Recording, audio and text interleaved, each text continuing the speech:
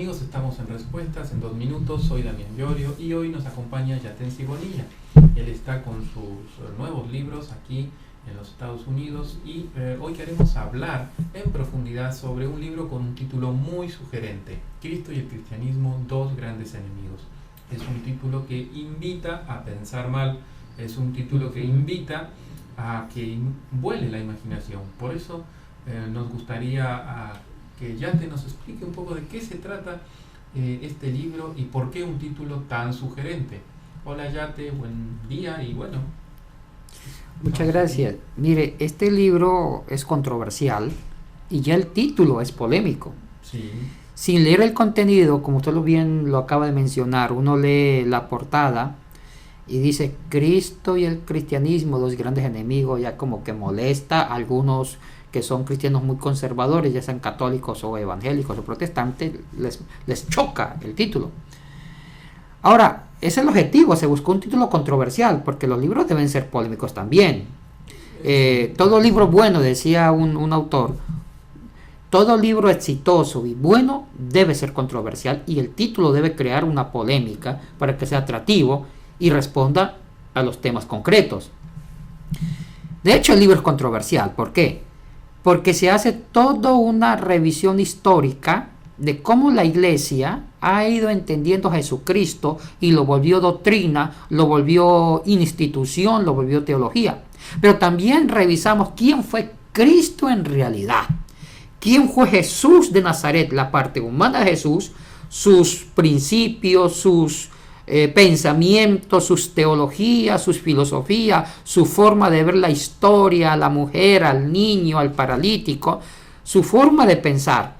Entonces, comparamos el Jesús como fue realmente y también lo comparamos como la iglesia interpretó a Jesús, que es otra cosa. Y eso sucede, pongamos solamente con Jesucristo, en la vida y en la historia de grandes personajes públicos o grandes reyes o grandes artistas.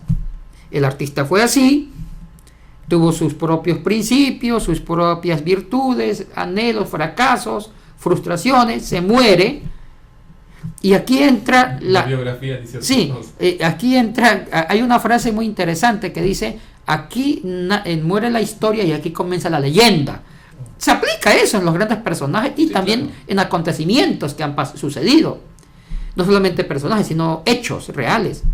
Entonces, la historia describe quién fue esa persona, pero la leyenda revisa la historia e interpreta el personaje y lo va haciendo más grande de lo que fue. Y la leyenda va añadiendo otros elementos que son típicos de una leyenda, como el mito. Pero una pregunta, perdón que te interrumpa. Entonces tú estás diciendo que hay una diferencia entre el Jesús histórico de los evangelios, si vale el término, y del Jesús que conocemos todos los días a través de nuestras iglesias, nuestras misas, nuestros cultos, servicios y demás. Claro que sí, claro que sí. Eso es lo que el libro quiere diferenciar. Pero entonces sácame una duda, ¿cuál fue la influencia más grande que hubo, que enriqueció, entre comillas, la imagen original de Cristo? ¿De qué cultura vino? ¿Quién hizo eso? Bueno, cuando tú dices la imagen original, el propio Jesús humano. Sí. Bueno, uno lee los evangelios. Ajá. Y si uno lee los evangelios, si es posible, en la lengua original griego, usted encuentra un Jesús realmente como realmente fue. ¿Y hubo alguna cultura que influenció después, adicional a la judía, en el sentido de...? Sí. Hubo una cultura que empezó a reinterpretar a Jesús, que fue la griega. Y cuando viene en sí la reinterpretación y empezar a convertir, darle otros atributos a Jesús, darle otras dimensiones a Jesús, fue la iglesia de Oriente, en Constantinopla, donde era emperador Constantino, hacia el año 325. Y hay una fecha histórica. En el año 325 fue el concilio de Nicea. Fue ahí donde se fue creando otra imagen de Jesús institucional, estructurado, el Cristo mismo de la Biblia. Entonces aquí la cristología se divide: el Jesús real frente al Cristo estructurado, político, institucional, que los grandes empresarios usaron para intereses imperiales. Ahí está el libro y yo los invito a que lo lean, porque realmente hago toda una comparación. ¿Quién fue Jesús? ¿Cómo vio la vida?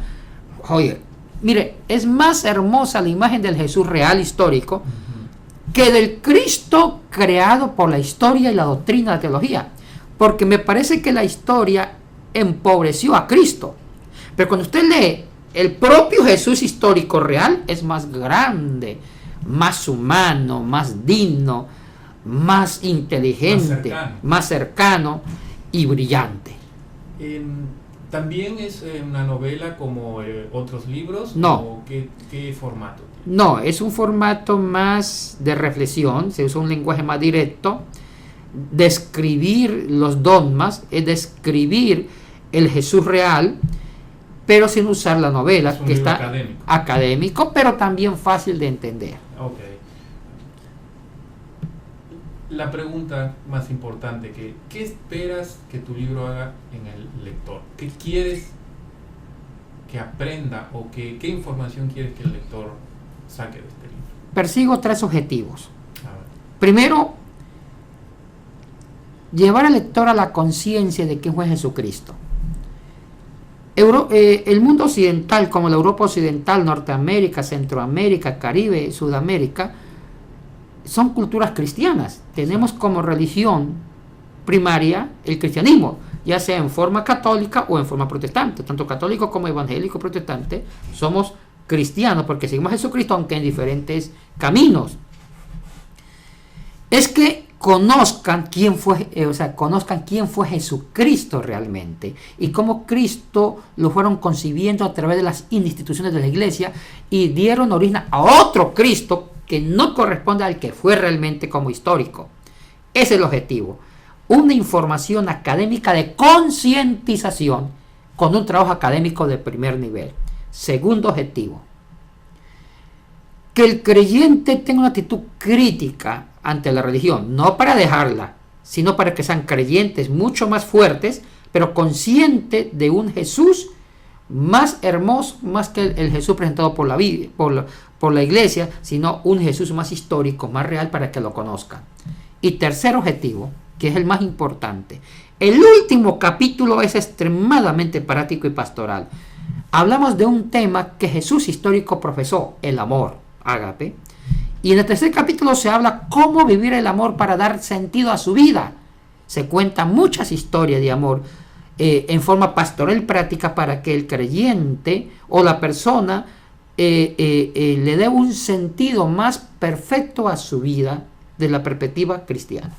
Bueno, perfecto. Creo que es un libro que nos va a llamar a pensar, que así hacen los buenos libros, sobre todo a enfocarnos y a entender, como dice Yatensi, que venimos todos de una gran rama de pensamiento que es el cristianismo, y a partir de ahí conocerlo mejor, conocerlo desde un punto de vista más profesional, un punto de vista histórico también, y entender también cómo todas nuestras instituciones trabajan y funcionan para que nosotros también tengamos una relación con él. ¿Quieres despedirte? ¿Quieres decir algo más con relación al libro? ¿No?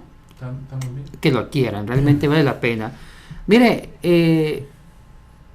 si ese libro no cambia muchas formas de pensar y muchas formas de vivencia, entonces yo creo que no cumple con el objetivo. Pero los que lo han leído tienen una reacción, una transformación. Para mí, como lector, ahorita me pongo el sombrero del lector. Para mí, que es un libro bueno y que es un libro malo. Un libro normal es aquel libro que uno lee, se empapa del asunto, pero no se transforma. El mejor libro espectacular es aquel libro que a uno lo sacude, le mueve los cimientos y te invita a vivir una forma de vida diferente. Deja una huella. Ese para mí, ese libro. Y este libro se escribió con ese objetivo, de cambiar positivamente al lector, dar esperanza. Perfecto, clarísimo. Si usted quiere conocer el libro y quiere saber más, puede ingresar a www.qualitylifeguys.com y ahí está disponible toda la literatura del Dr. Yatensi Bonilla. Quedamos en contacto, un abrazo grande, nos vemos pronto. Un gusto.